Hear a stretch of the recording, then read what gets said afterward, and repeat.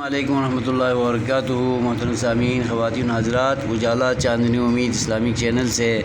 میں آپ کی خدمت میں قربانی سے متعلق مسائل و احکام بیان کر رہا ہوں۔ اس ویڈیو میں قربانی کے طریقہ کار کے سلسلے میں امام بخاری حضرت براء بن عازب کی روایت پیش کرتے ہوئے بیان فرماتے ہیں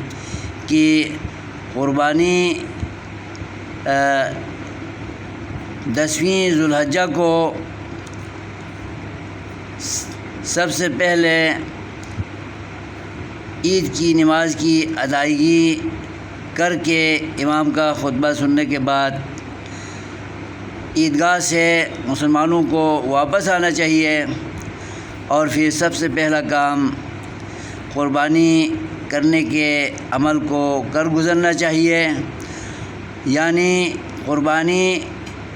نماز کے بعد کرنی ہے،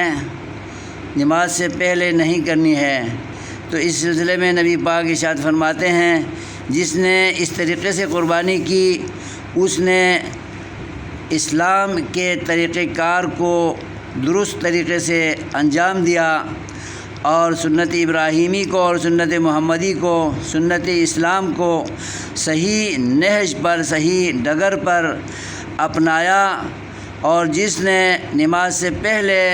قربانی کے جانور کو ذبح کیا تو وہ عام گوشت سمجھا جائے گا، قربانی نہیں سمجھی جائے گی۔ اور قربانی سے وابستہ کسی بھی طریقے سے، کسی بھی صورت میں اس کو اجر و ثواب نہیں ملے گا۔